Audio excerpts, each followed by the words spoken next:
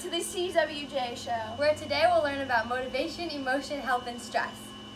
Motivation are desires, needs, and interests that activate an organism toward a specific goal. There are different theories of motivation. The first one is instinct theory, where there's little prior learning. This includes fixed action pattern, where an unlearned behavior is specific to a species, and the sign stimuli activates the fixed action pattern, such as the three-spined stickleback fish that acts aggressively if they see a red belly. In drive theory, a state of tension occurs when a need is not met, and there's motivation to reduce the tension. In this, homeostasis occurs when animals seek the optimal level of physiological functioning to maintain a balanced state. Next, we have the arousal theory, which says that people are motivated to do things in order to increase tension or excitement levels. So we have the inverted U, which says that there are optimal levels of arousal for different tasks. So if you have too low a state of arousal, you're going to have a poor performance. If you have too high a state of arousal, you're going to have a poor performance. But if you have a state of arousal right in between the two, you could have the potential to have a better performance. For example, if you are on a well-learned task, you want a higher level of arousal so that you can get it done quickly since you already know how to do it. But if you're doing a new task that you need to focus on, a lower level of arousal would be more optimal so that you could have time to focus on it. Next is the opponent process theory, which says that every emotional experience leads to the opposite emotional experience that will persist longer than the initial emotional experience. So for example, if I'm doing a dive and I'm really anxious to do it and I get nervous, if I make the dive, the excitement that I feel after is going to persist longer than the anxiety I felt before. There's also the incentive theory, which involves an external goal. So if you're doing a task and you know that there's going to be a reward after, such as a trophy or even food, you're more likely to complete that task. And the key in the incentive theory is anticipation, because you're ready to get the reward. Hunger is a natural motivator that affects all living organisms. Your lateral hypothalamus is what tells you to start eating, and destruction of this causes eating to stop. Your ventromedial hypothalamus is what tells you to stop eating, and destruction of this causes excessive eating. Your set point determines your weight, and it's predetermined and your body tries to maintain it, but heredity also plays a role in your metabolic rate. Your metabolic rate is the number of calories consumed with the number burned, and 2/3 of your calories are burned to maintain body heat. So now we're going to talk about sexual behavior, and we're going to first talk about Alfred Kinsey, who's the first person to study sexual behavior systematically. He's asked people questions about their sexual behavior and got surprising responses also. Masters and Johnson was also part of the sexual behavior soiree. They had physiological changes during sex, such as excitement, then plateau, orgasm, resolution. In the resolution, there's also the refractory period, which is the time you have to wait till you basically do a relapse of it. Next is genetics and hormones, where hormones at 8 weeks, females unless androgynous. Next we have the nature of emotion, which is essentially how one feels. You can use a polygraph or a lie detector machine, which measures your physiological factors and it correlates to emotion. There are also different theories of emotion, and they attempt to specify how emotion-provoking events and physiological arousal interact with subjective experiences. One of the theories is the Cannon-Barth theory, which argues that we experience physiological arousal and emotions at the same time, and that the brain, particularly the thalamus, is instrumental in the experiencing of emotions but gives no attention to the role of thoughts or outward behavior.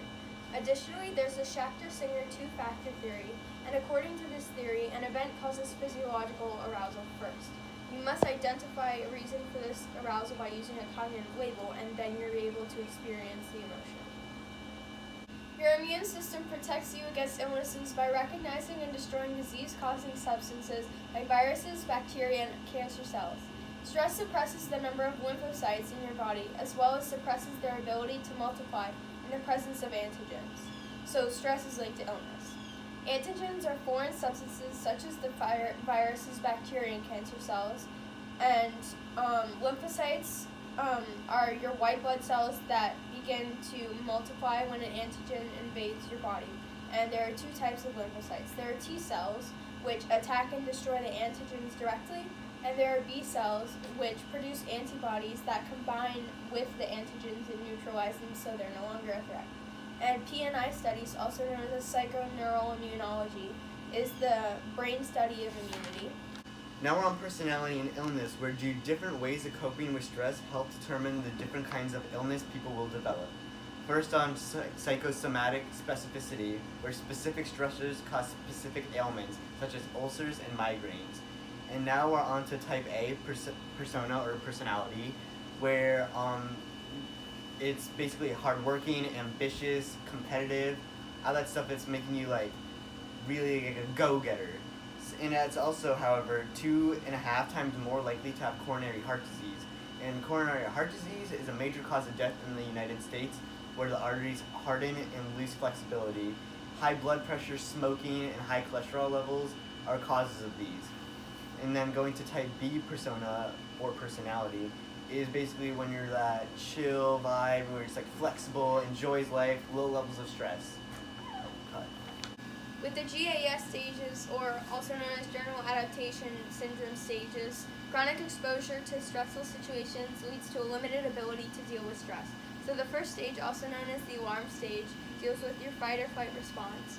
Then your next stage, which is the resistance stage, deals with your body's ability to return to homeostasis. And then the third stage is exhaustion, which causes, with the overexposure to stress, it causes your resistance to it to be down, and illness or death occurs, such as some illnesses include ulcers, migraines, like psychosomatic specificity, like the different illnesses are more likely to occur with chronic exposure to stress.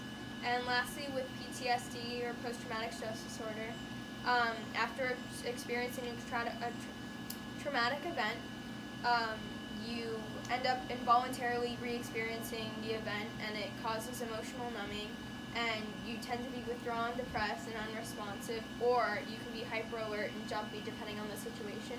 And a lot of times soldiers returning from war experience PTSD due to their traumatic experiences during the battles.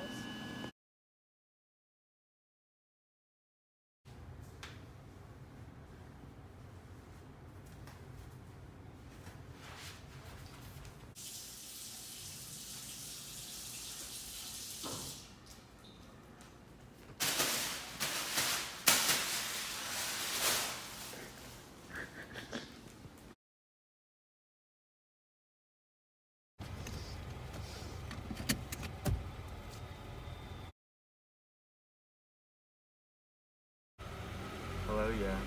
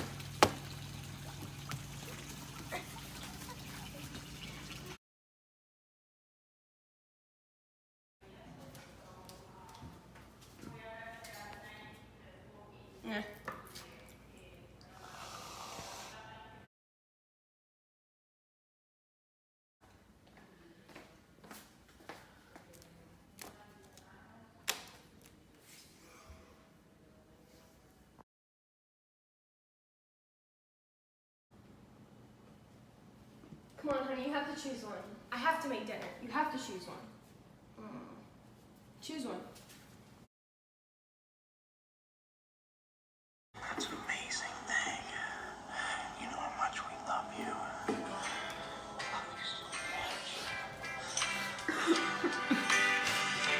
Gary, I'm sorry.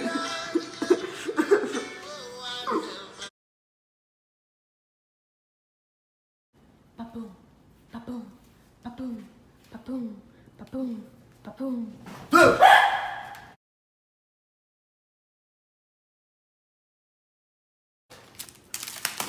the hell?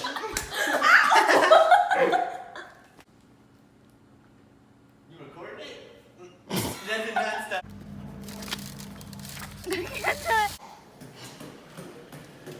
Restart. Even for a minute, did you know we couldn't find a better dog? Oh, shit. In drive theory, a state of oh my god. Cut. I'm just like attacking him. What? So this is an inverted U. Have you? To complete complete tasks. T. But then I make the dive. Juliana! Inverted U. Arousal depends on performance. So you have a low arousal. Alfred Kinsey is shit. Includes normal food eating with binge Turn sideways. into unhealthy. I just don't know what I'm saying. Health psychology says, okay. How do I In say health this? psychology, your immune system protects yourself. What? What? And Vernon Riley discussed no. Now we're on person. That she. I messed up. Fascinating stuff. Ow! This is like a YouTube video. Welcome back to my YouTube Oh channel. my gosh, so like and subscribe, comment down below if you like my video. Are we gonna cut back to Will? And now, we're back to Will Will Siegel. We're starting over. No, just always say Okay, 1, personality. 2, I'm gonna record for a minute 30. and the tumors grew greater in the mice that were stressed out than the control group. Yeah. I'm zooming in on my face right No, I'm not. No, I am. No. I Ever missed do the that dab! again? No! Fucking missed the dabby. I like cursing that. So. I hope we're not videoing. Oh my god. Can you put those burps in? No. Yeah. Oh, that's tough. Okay.